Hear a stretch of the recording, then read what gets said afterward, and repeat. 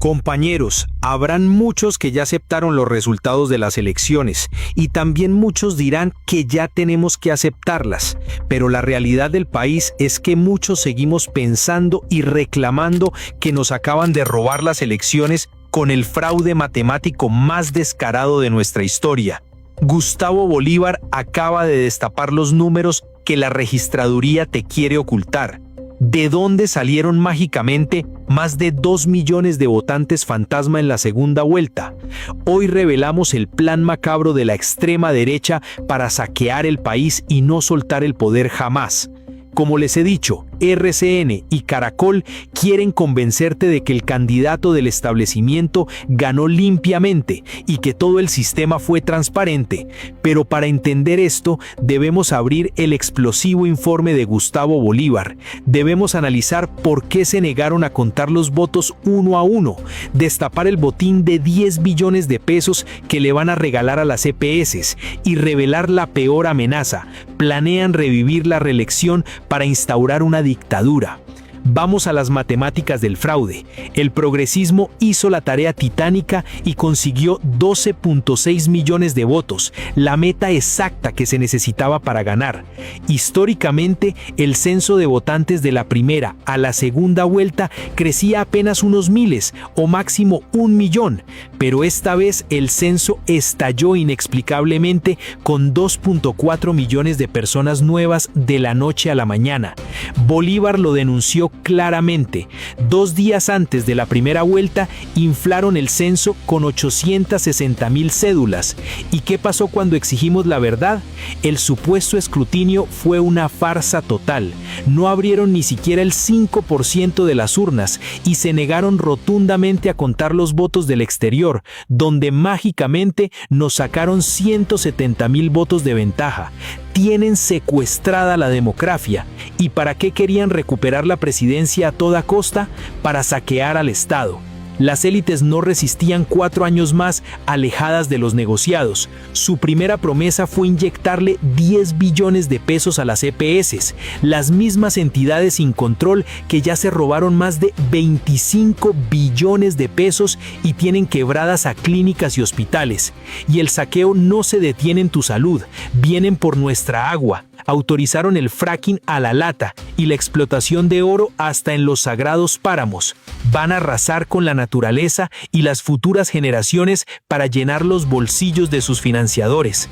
Compañeros, nos acusaron falsamente de que Gustavo Petro se iba a atornillar en el poder, pero él entregará la presidencia el 7 de agosto, respetando la Constitución. En cambio, Bolívar nos advierte lo peor.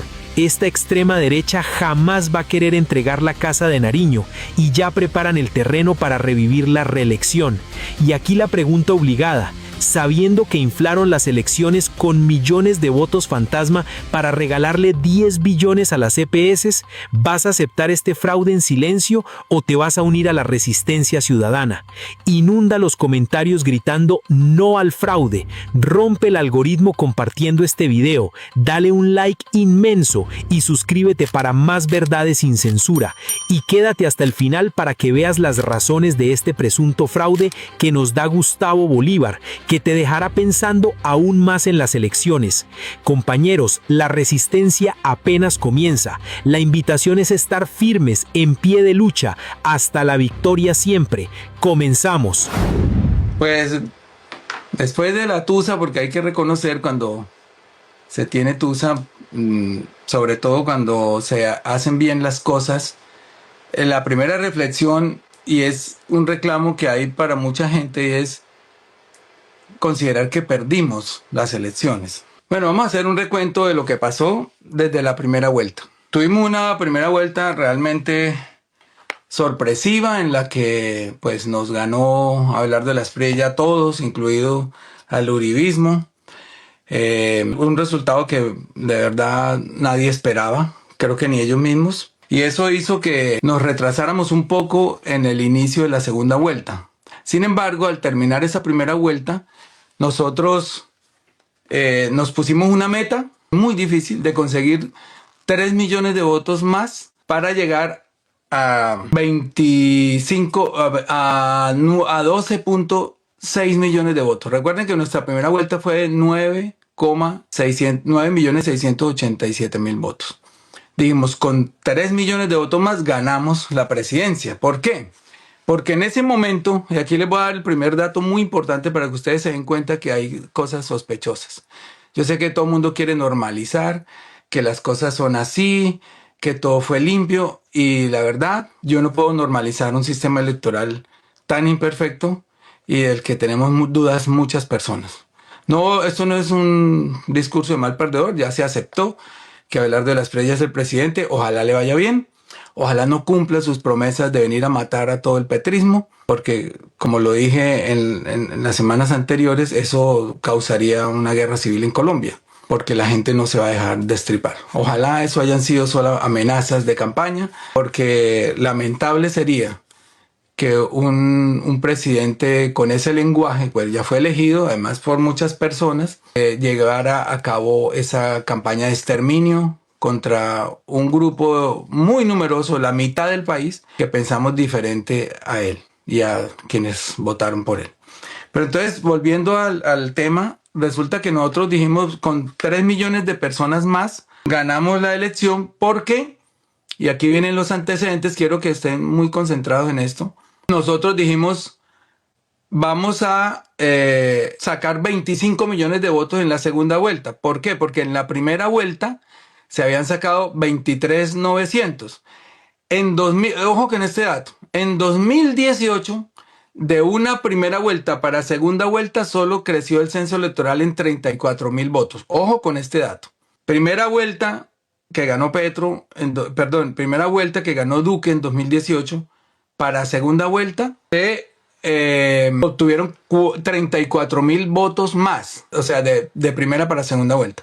En segunda vuelta, que ganó Petro la primera, en la elección de 2022, de primera vuelta para segunda, el censo electoral creció 1 millón de votos, 1.034.000, algo así, 1 millón de votos. Nosotros pensamos que en esta primera vuelta, como se había llegado a un tope máximo de elección, digamos, se había batido un récord de participación ciudadana porque votaron el 58% de los ciudadanos, ya no había mucho techo para dónde crecer y que estas elecciones iban a sumar 1 millón de votos más máximo para la segunda vuelta. Es decir, llegaríamos a 25 millones de votantes. Con 25 millones de votantes, la mitad eran 12,5. Y para ganar se necesitaban 12.600 mínimo. Pues eso, amigas, eso sacamos. 12.600.000 votos. ¿Y qué pasó? Que la otra campaña sacó 12.900 y pico. Pero aquí viene la primera sospecha. El censo electoral de primera para segunda vuelta, a pesar de que habíamos un techo altísimo, subió en 2.400.000 personas. 2.400.000 personas. Nadie, ningún analista tendría esta cifra en su cabeza, sabiendo que en la primera vuelta se llegó al 58% de participación y uno máximo creería que hubiéramos podido subir al 59 o al 60. Se subió al 63 y pico. ¿De dónde salen 2.400.000 votos más? No sabemos. Y entonces decimos, vamos al escrutinio. Y el escrutinio, que todo el mundo pensaba que era contar todos los votos, pero resultó que no era así. El escrutinio se limita a abrir las urnas que los jueces autorizan después de una reclamación. O sea que nosotros hicimos 58.000 reclamaciones y solo se abrió menos del 10% de esa cifra de las urnas. No se abrieron ni siquiera el 5% de las urnas. O sea, todos los votos están allá sin contar. Obviamente hubiéramos podido reclamar todas las mesas con suficientes abogados, pero se presentaron ciudades donde no teníamos abogados, en otras no los dejaban entrar a tiempo, pasaron 1.000 cosas, pero no se coman el cuento de que el escrutinio fue que contaron voto a voto y que la diferencia entre el preconteo y el escrutinio es nula, que es muy poquita, dicen los periodistas. No hubo un escrutinio de toda la votación, hubo un escrutinio de una mínima parte de la votación. De hecho, hablar de las priellas nos saca ventaja en el exterior. Nos saca cerca de 170.000 votos en el exterior y no hubo escrutinio de los votos del exterior.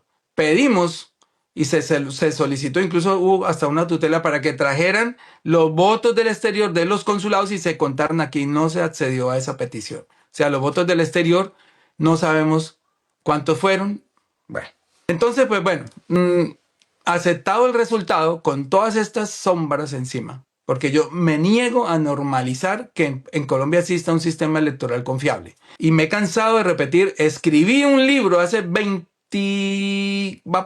años, 28 años, que se llama Así se roban las elecciones en Colombia, y es el mismo sistema electoral de hace 28 años cuando denuncié la llegada de más de 10 congresistas comprando votos a los registradores locales. Eso existe. El fraude existe, no es verdad que tengamos el mejor sistema electoral del mundo. La registraduría se gastó miles de millones esa campaña para convencer a los colombianos de que esto es transparente, que quien reclama es una patria, que quien reclama es un loquito, le dicen a Petro que está loco, que no reconoce, que es más perdedor. No. Y les tengo la peor noticia. Si estando fuera del gobierno fueron capaces, imagínenlos dentro. Ya yo sí me despido de cualquier posibilidad de que el progresismo regrese al poder en mucho tiempo. Tienen todos los poderes amasados en su poder, porque es el establecimiento el que cerró filas para llevar a uno de los suyos a la presidencia. No resistían 4 años más por fuera de los negocios del Estado, no resistían 4 años más por fuera de los negociados que se hacen con las telecomunicaciones, con el petróleo, con el gas, con las EPS. Las EPS, por ejemplo, ya están alistando el bolsillo nuevamente porque una de las promesas de campaña del señor es que les va a inyectar 10 billones de pesos. Y ustedes saben que las EPS no tienen control, no se les exige un control sobre el dinero que manejan y por eso se han robado entre 25 y 30 billones en los últimos años que se les ha demostrado. Desaparecieron las reservas técnicas, le deben a las IPS más de 25 billones de pesos. Las IPS son las clínicas y los hospitales públicos y privados.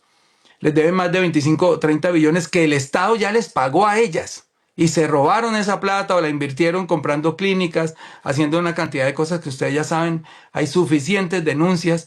Hay personas que operaron 7 veces de la misma cosa, han operado muertos, han creado cuentas paralelas, más de 25 millones de facturas falsas, se roban la plata. Y están felices porque ya llega quien les vuelve a llenar la barriga, obviamente.